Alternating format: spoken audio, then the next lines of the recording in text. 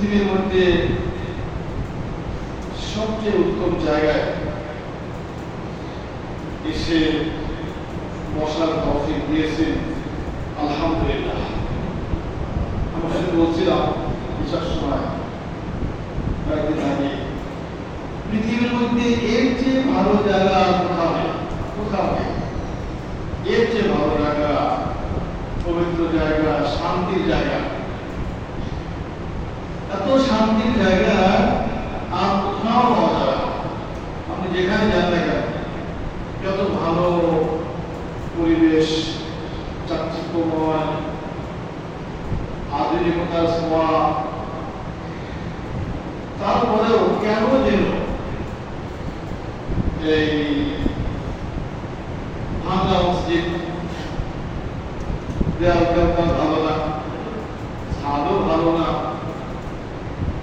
আধুনিকতার কোনো ছোঁয়া নেই, তারপরে মসজিদে আসলেই ঘুম আসে, তাই না? মসজিদে আসলেই ঘুম আসে, এত শান্তির জায়গা। আমেরিকায় একবার তাবলিগে আমার গিয়েছে, তাবলিগে এক মুরব্বী কথাটা বলছিলেন, তাবলিগের এক আমের সাহেবের মুখে শোনা। তো এরকম মসজিদে, ছোট মসজিদ, আমেরিকায় তো এরকম হওয়ার কথা না, তার মসজিদের বাইরে তাবলা টাঙিয়ে এই কিছু লোক কোন হয়ে বসে তালিম দিচ্ছে, তার মধ্যে কিছু লোকদের ঘুমাচ্ছে।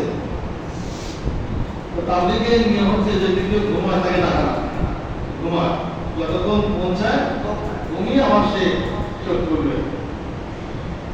কিছু লোক একদম বসে বসে বসে ওই তাবুর মধ্যে গরম ঘুমাচ্ছে, আর কিছু লোক ঝিমাচ্ছে, একবার ঘুমায় আবার ওঠে, একবার ওঠে। দূর থেকে এক আমেরিকান খ্রিস্টান অমুসলিম, ও দেখছে ওর ঘুম হয় না, ফুল পাওয়ারের ওষুধ খেয়েও ঘুম হয় না,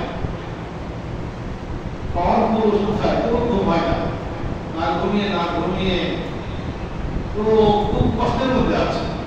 ঘুম না হলে কষ্ট হয় না? কোনো কারণে যদি রাতে ঘুম না আসে, দেখবেন যে কি কষ্ট হয়, কি যে কষ্ট না, আল্লাহ, রাত এত লম্বা হয়, রাত পুরায় না। আর যদি সুন্দর ঘুম হয়, দেখবি যে কত দ্রুত রাত ফুরিয়ে গেল, এইটা ঘুমালাম, ফুরিয়ে গেল। তো উনি ওই ঘুমানো দেখে আসছিল, কি এখানে কি ওষুধ আছে, এখানে এমন কি ওষুধ আছে যে এরকম তাবুর নিচে এরকম ঘুমাচ্ছে গরমের মধ্যে। তখন এসে উনি আমি সবকে বলছে যে কি এখানে কি ওষুধ আছে যে ওষুধের কারণে ঘুম হয়, আমার তো ঘুম হয় না, আমাকে সেই ওষুধটা দেন। তা আমি সেটা পালাচ্ছিলেন, বুদ্ধিমান ছিলেন, আপনি ঘুম দরকার, তা আপনি একটা এরকম ওষুধ দেখায়, সাথে হাত ধরুন, পা ধরুন, এরকম করেন করেছে, এখানে বসেন। তো বসছে, তালিম চলছে, তালিম চলছে। কিছুক্ষণের মধ্যে ওই লোক ঘুমিয়ে গেছে, ঘুমিয়ে মানে বসে বসে শুয়ে পড়েছে কাঁদে। আমি সব বলতে টাকা দরকার নাই, তো ঘুমা। দীর্ঘ সময় ঘুমিয়েছে, দীর্ঘ সময় ঘুমানোর পরে তখন মানে আপন ইচ্ছায় ঘুম, কেউ ডাকেনি, আপন ইচ্ছায় ঘুম ভেঙে গিয়ে তখন মনটা ভালো হয়ে গেছে। দীর্ঘদিন ঘুমায় না, সকালে ঘুম থেকে উঠলে ভালো লাগে, যদি রাতে ভালো ঘুম হয়, ফুলফিল হয়, 5-6 ঘন্টা ঘুম, খুব সুন্দর একদম গভীর ঘুম হয়েছে, সকালে আদান শুনে ঘুম হয়ে গেছে, তো একদম মনটা ভালো লাগে, শরীরটা ভালো লাগে। তখন কি হলো, আমি কিছু খাই, আমার ওষুধ দেন, তো ওষুধ এখানে ওষুধ হচ্ছে ওষুধ থেকে আসে। এখানে যখন হাদিসে আসতে কি যখন কিছু লোক এরকম জিকির আজকার করে, কথাবার্তা বলে, ভালো কথা, এই আমার মধ্যে থেকে জিকির, এটাও জিকিরের মতো ভালো কথা, ভালো কথা হয়, জিকির আজকার হয়, সেখানে চারদিক থেকে ফেরেশতারা ঘিরে ধরে, রহমতের ফেরেশতারা, আর আসমান থেকে অনবরত আল্লাহর রহমত শুরু শুরু হয়। তখন সে আপনার ইসলাম গ্রহণ করেছে, এটাই দরকার। তো পৃথিবীর মধ্যে এত আরামের জায়গা আর কোথাও নেই। আপনার যত ভালো পরিবেশে যান না কেন, এত ভালো জায়গা, এত শান্তির জায়গা নেই। আল্লাহ তাআলা আমাদেরকে হাত দিয়েছে, আমরা আসতে পেরেছি। কিন্তু কিছু মুসলিম আজকে ইচ্ছা করে যাবে যে আমার এই মাদল ভক্তি বলে আসল হক ভাই অনেকে জানা যায়, জানা যায় মামাজি কিংবা পুস্তক করে। তো আল্লাহ তাআলা আমাদেরকে এনেছে। আমি মাঝে মাঝে ভাবি একটা জিনিস আপনার সাথে শেয়ার করি। দেখবেন এই যে এখন এই মুহূর্তে জুম্মা রক্ত চলছে, 11:45 থেকে জুম্মা রক্ত চলছে, 11:45 থেকে জুম্মা রক্ত চলছে। আমার করবো ইনশাআল্লাহ। একদম বাংলাদেশের পূর্ব থেকে পশ্চিম, উত্তর থেকে দক্ষিণ যত মসজিদ আছে, প্রত্যেকটা মসজিদে কিন্তু এখন একটা খোশ আমেজ ভাব, একটা আনন্দ ভাব। মুসল্লিরা গোসল করে আপনার পরিচ্ছন্ন হয়ে ভালো পোশাক পরে মসজিদের দিকে যাচ্ছে।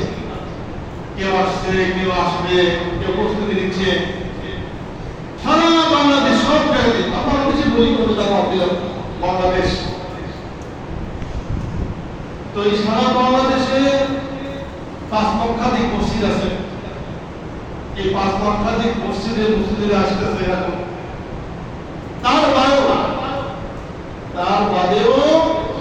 তারপরেও কিছু হতভাগা আছে, মসজিদ ওরা কপাল, ওরা আসবে না, চিন্তা নেই। সারা বাংলাদেশে টেকনাফ থেকে একদম যত মসজিদ আছে, টেকনাফের যে সেন্ট মার্টিন দ্বীপের মধ্যে একটা অঞ্চল, সেখানে মসজিদ আছে। আমি দেখেছি, নামাজ পড়েছি। দ্বীপ বঙ্গোপসাগরের মাঝখানে সেন্ট মার্টিন একটা দ্বীপ, কিছু বসতি সেখানে বসবাস করে। তো সেখানেও একটা জামি মসজিদ আছে, সেখানেও এখন খুতবা চলছে, আলোচনা চলছে। ওদের আরো আধা ঘন্টা আগে, আমাদের সাথে আধা ঘন্টা 25 মিনিট আগে ওদের অর্থ আসে। তো আমার একদম তেতুলিয়া সেই 0 পয়েন্ট বাংলাদেশ, ওর পাশে একটা মসজিদ আছে বাংলাদেশের মধ্যে, সেখানে চলছে। তাহলে সারা বাংলাদেশের 5 লক্ষাধিক মসজিদের এখন খোশ আমেজ, একটা খুশি ভাব, একটা আনন্দ, একটা মনোমুগ্ধকর পরিবেশ সৃষ্টি হয়েছে। কেননা মসজিদগুলো সারা পরিষ্কার রাখতে পরিষ্কার করা হয়েছে। তো একটা মসজিদ সারা সপ্তাহের কাছে কিছু মসজিদ আছে, সারা সপ্তাহ পরিষ্কার করা হয়নি, আজকে সপ্তাহ পরিষ্কার করা হয়েছে। মসজিদরা সারা সপ্তাহ ময়লা কাপড় গায়ে দিল, আজকে পরিষ্কার কাপড় গায়ে দিয়েছে। এক সুন্দর ভাব, একটা সুন্দর একটা আমেজ কাজ করতেছে ভিতরে। সকাল থেকে প্রস্তুতি, যত দিন সময় গলাস মতো প্রস্তুতি ধরে যাচ্ছে, 10টা 11টায় গোসল করতে হবে। এই আলহামদুলিল্লাহ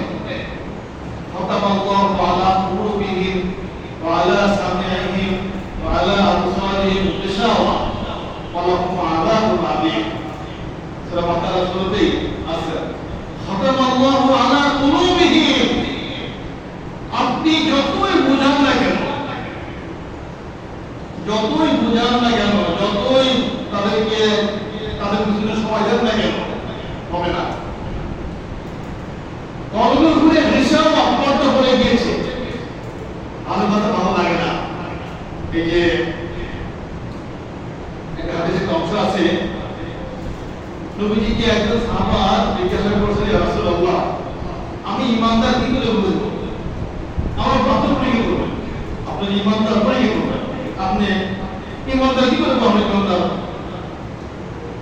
তো আল্লাহ সুবহানাহু এই কথা থেকে আপনি নিজে বলে গেলেন, ইয়া রাসূলুল্লাহ, আমি ইমানদার কি করে বুঝবো?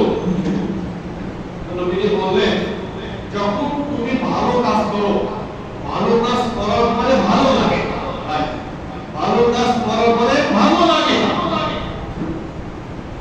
খুব ভালো লাগে, ভালো কাজ করতে পেরেছি, একটু আনন্দ আনন্দ ভাব, আমরা একটু ভালো কাজ করতে পেরেছি। আজকে আমি এই একটা মুভিকে পাশে লাগিয়েছি, করেছি, আজকে আমি আপনার থেকে একটা মানুষের কষ্ট এমন জিনিস শুনে দিয়েছি, দুজনের ঝগড়া হচ্ছিল, আমি থামিয়ে দিয়েছি। একজন বাড়িতে পানি শুনতে না, পানি ব্যবস্থায় ভালো কাজ, যত রকমের ছোট হোক বড় হোক, ভালো কাজ করার পরে মনে ভালো লাগে। তুই মাতা কোনো কারণে গুনাহ হয়ে গিয়েছে, অন্যায় হয়ে গিয়েছে, পাপের কাজ হয়ে গিয়েছে, আফসোস, লজ্জা লাগে, ভয় লাগে, কেন আমি এই গুনাহের কাজ করলাম, আফসোস লাগে, খারাপ লাগে। ভালো করলে ভালো লাগে, আর অন্যায় করলে খারাপ লাগে। যে কোনো অন্যায় হোক না কেন, ছোট হোক বড়ই হোক, খারাপ লাগে। তাহলে মনে করবেন যে আপনি বান্দা। ভালো করলে ভালো লাগে, মন্দ করলে মন্দ লাগে, আপনি বান্দা। আর ভালো করলে ভালো লাগে না, মন্দ করলেও খারাপ লাগে না, মনে করবেন যে আপনার অবস্থা নেই। পরীক্ষা দিতে পরীক্ষা হবে যে ভালো কাজ করলে ভালো লাগে, মন্দ কাজ করলে মন্দ লাগে, আপনি বান্দা। ভালো কাজ করলে ভালো লাগে না, মন্দ করলে খারাপ লাগে না, মনে করবেন যে বিরোধ আছে। তো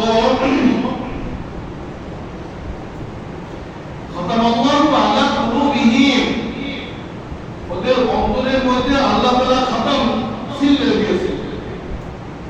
ওয়ালা সামিইহিম, ভালো কথা ভালো লাগে না, ভালো কথা বলবেন ভালো লাগে না। দেখবেন যে কিছু মানুষই যদি আপনি ভালো কথা বলবেন, আরে বাচ্চা তো ভাই কোনো কথা বলে ওখানে ভাই এরকম আছে, আরে ভালো কথা বলতেছেন, এই ভালো কাজগুলো করেন, এটা করেন, এটা অন্যায়, এটা ন্যায়, এটা ঠিক না, এটা বেঠিক, আসেন না, আমরা একটু আল্লাহর কাছে সময় দিয়ে আসেন না, একটু ভালো কাজ করি, এই নামাজ করে জামাই না দেই, জামাতে নামাজ পড়ি, একটু পারলে নামাজ পড়েন, তাহাজ্জুদ করেন, এই তো কয়েকদিন পরে মৃত্যু হয়ে যাবে, আমাদের সময় ফিরে যাচ্ছে। এরকম আমরা মানুষের প্রত্যেক মানুষ জীবনী, প্রত্যেক জীবন পড়ে যাবে, কারণ কেউ থাকবো না। এটা ভালো কথা বলবেন, কি বলেন ভাই, বাচ্চা তো সব বললাম না, কথা বল আসলে ওই কথা বলে ভালো লাগে, ভালো কথা ভালো লাগছে ওর কানে। আপনি দুনিয়ার অসভ্যতা করবেন, অশ্লীলতা করবেন, অন্যের বদমানি করবেন, অন্যের নিন্দা প্রশংসা করবেন, আরো সাথে যোগ দিবে, আরো রস দিবে, আরো রস দিয়ে আপনাকে আরো বানিয়ে দিবে। ভালো ভালো লাগছে না, সামিইহিম ওয়ালা সামউনিকাম ওয়ালা আবসারিহিম, চোখ ভাই দেখবেন যে কিছু গুরুবন্ধ সংখ্যা করে সন্ধ্যা হয়ে গেছে, রাত হয়ে গেছে, সকালের ব্যাপার, সাধারণত ব্যাপার সকালে আসে, একবার দেখলে কিন্তু ভালো লাগে না, একটা ব্যাপার একদিন নজর উল্টালে আমার ভালো লাগে না, ভালো লাগে ভাই, ভালো লাগে ওটা কি দেখবো ওটা, তারপর দেখবেন যে গুরুবন্ধ রাত হয়ে গেছে, চোখের মধ্যে ঢুকে দিয়েছে ব্যাপার, একটু ভালো করে দিবেন ভাই, হাদিসটা বলেন তো ভাই, একটু ভাই করে আয়াতটা বলেন একটু, ভালো লাগে না, সবাই একটু বলেন। ওয়ালা আবসারিহিম, আবসার মানে এই চোখ, ফাতাল্লাহু আলা কুলুবিহিম, অন্তর, ওয়ালা সামিইহিম কান, ওয়ালা আবসারিহিম চোখ, গিশাওয়া, আল্লাহ পর্দা ফেলে দিয়েছেন। এই পর্দা মানে আল্লাহ তাআলার উপর থেকে আল্লাহ আপনার নজর উঠিয়ে দিয়েছে, আল্লাহ তাআলা সুনজর, আল্লাহ তাআলা রহমতের নজর উঠিয়ে দিয়েছে। তো আমি কথা বলছিলাম আমাদের মুসলিমদের জন্য সপ্তাহে একটা দিন আসে ইয়াউমুল জুমআহ। এই ইয়াউমুল জুমআহ আমি গত ইশারায় তেলাওয়াত করেছি, আজকে হযরত করেছে ইদা নুদিয়া লিসসালাতি মিন ইয়াউমিল জুমআতি। খেয়াল করে দেখবেন আমি ইসলামী জুমার ইশা আর জুমার ফজরে তেলাওয়াত করি, ভালো লাগে। তো ইয়াউমুল জুমআ এটা আল্লাহ তাআলা আমাদেরকে মেহরবানি করে দিয়েছে, আগে ছিল না। আগের যুগের লোকদের মধ্যে এরকম ছিল না, এরকম দুইটা খুতবা দুইটা নামাজ এরকম ছিল না। আল্লাহ তাআলা মেহরবানি করে বড় দয়া করে ভালোবেসে এই সাপ্তাহিক এই খুশির দিন, খুশি খুশি লাগে না? শুক্রবার দিন জুম্মার দিন আসতে খুশি খুশি লাগে, ভালো লাগে। কিন্তু এরপরেও কিছু মানুষ বঞ্চিত, মাহরুম, উদাসীন, কাফের কাফের খেয়াল নেই, ভ্রুক্ষেপ নেই। অথচ আল্লাহ তাআলা আমাদেরকে এই যুগে খানিকক্ষণ আগে আমাদের আল্লাহুম্মা সাল্লি আলা মুহাম্মাদ ওয়া আলা আলি মুহাম্মাদ। জুম্মার দিনে দরুদ পাঠ করা এমনি দরুদের ফজিলত বেশি। আপনারা জানেন যে তাদের আগে বলছিলাম রাসূলের সামনে যত দরুদ পাঠ করা যায় আপনার উপকার, এটা ব্যক্তির উপকার। রাসূলের সামনে যত দরুদ আপনি করবেন তত আপনার উপকার। আপনার কি উপকার? প্রত্যেকটা দরুদের বিনিময়ে আপনার 10টি গুনাহ মাফ হয়ে যাচ্ছে। সুবহানাল্লাহ। 10টি গুনাহ মাফ হয়ে যায়। আমাদের সাল্লাল্লাহু আলাইহি ওয়াসাল্লাম বলুন, এই যে সাল্লাল্লাহু আলাইহি বলেন না, সাল্লাল্লাহু আলাইহি ওয়াসাল্লাম, এই যে আপনি পাঠ করেন, আপনি আপনার মর্তবা কি হয়েছে? প্রথমত আপনার নাম লেখা হয়েছে, আপনার বাপের নাম লিখে পুরো ঠিকানা লিখে একটা ফেরস্তা নিয়ে যাবে রাসূলের সাথে। রাসূলের কাছে গিয়ে বলবেন যে রাসূলুল্লাহ, আপনার উম্মত অমুক জায়গার, অমুক দেশের, অমুক জেলার, অমুক থানার, অমুক গ্রামের, অমুক মহল্লার এই অমুকের ছেলে অমুক আপনাকে আপনার প্রতি দরুদ পাঠ করেছে। একদম ঠিক আছে, ভালো করে কিন্তু ফেরস্তা নিয়ে যাবে, ওরা নিয়ে যাবে। তাহলে আপনার নাম রাসূলের কাছে কেন? আপনার 10টি গুনাহ মাফ হয়ে গিয়েছে। এই যে বলছেন না একবার সাল্লাল্লাহু আলাইহি ওয়াসাল্লাম, হয়ে গেছে এটা 10টি গুনাহ অটোমেটিক আল্লাহর পক্ষ থেকে ওরা মাফ হয়ে গিয়েছে, অটোমেটিক। এটা সবটা শেষ করে আছে, ওটা অটো হয়ে যাবে, ওটা অঙ্ক কষ্ট হবে না, ওটা হয়ে গেছে। 10টি গুনাহ অটোমেটিক মাফ হয়ে গেছে। আপনার মর্তবা, মর্যাদা আপনার বেড়ে গিয়েছে 10 গুণ। কাসরাতুস সালাত ফি ইয়াউমিল জুমআ আও কামা ক্বালা নবী সাল্লাল্লাহু আলাইহি ওয়াসাল্লাম, নবীজি বলেছেন যে জুমার দিনে বেশি বেশি করে দরুদ পাঠ করা। আল্লাহ রাসূল নিজে বলে দিয়েছেন জুমার দিনে অধিক পরিমাণ দরুদ পাঠ করো, অধিক পরিমাণ, যত পারা যায়, যত পারা যায় রাসূলের সাথে দরুদ পাঠ করা। কাসরাতুস সালাত যতগুলো সীমাহীন, অসংখ্য আপনি দরুদ পাঠ করবেন। এটা রাসূলের বিষয়টা কি জানেন? রাসূল করিম সাল্লাল্লাহু আলাইহি ওয়াসাল্লামের যদি দিদার একটু পেতে চায়, তবে নিতে মন চায় একটা জীবনে কত কাছে বসে দেখলো নবীজিকে, কষ্ট দিল, আঘাত দিল, কত কথা বললো, কত কাফেররা দেখলো। কিন্তু আমাদেরকে আল্লাহ তাআলা অনেক করে বানিয়েছেন, নবীজি চলে গিয়েছেন কবরে, দেখার সুযোগ নেই। কিন্তু আল্লাহ তাআলা একটা মাধ্যম রেখেছেন, স্বপ্ন। আল্লাহ তাআলা আমরা স্বপ্নে কত কিছু দেখি না, স্বপ্নে কত কিছু, কত ভালো করে মঙ্গল আমি বলি, স্বপ্নে আপনি কত ভালো কাজ করতেছেন, আমার স্বপ্নে আপনি কত ভালোভাবে কাজ করতেছেন, কত কিছু হয়ে যায় স্বপ্নের মধ্যে।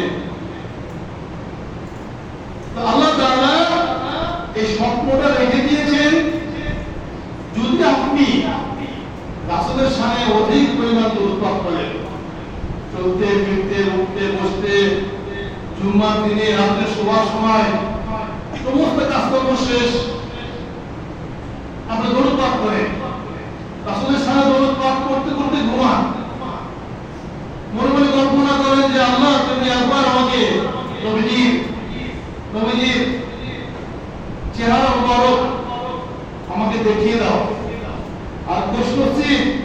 ওই ব্যক্তির জন্য যে ঈমান অবস্থায় নবীজিকে একবার দেখে ওয়াজাবাত লাহুল জান্নাহ, তার জন্য জান্নাত ওয়াজিব। বুঝলেন নাকি? ঈমান অবস্থায় যদি কেউ নবীজিকে একবার দেখতে পারে ওয়াজাবাত লাহুল জান্নাহ, জান্নাত তার জন্য ওয়াজিব। ওয়া হুররিমাত আলাইহিন নার, জাহান্নামের আগুন হারাম হয়ে যাবে। সুবহানাল্লাহ। তো বলে তো চায় না, আক্ষেপ রাখতে হবে যে আমি আল্লাহ আমাদের জীবনে একবার হলেও আমার নবীজিকে তুমি দেখাও, দাও একবার দিদার দিয়ে দাও। এই যে আক্ষেপ তামান্না, আর এটা পাওয়ার সর্বোচ্চ মাধ্যম হচ্ছে অধিক পরিমাণ রাসূলের সাথে দরুদ পাঠ করা।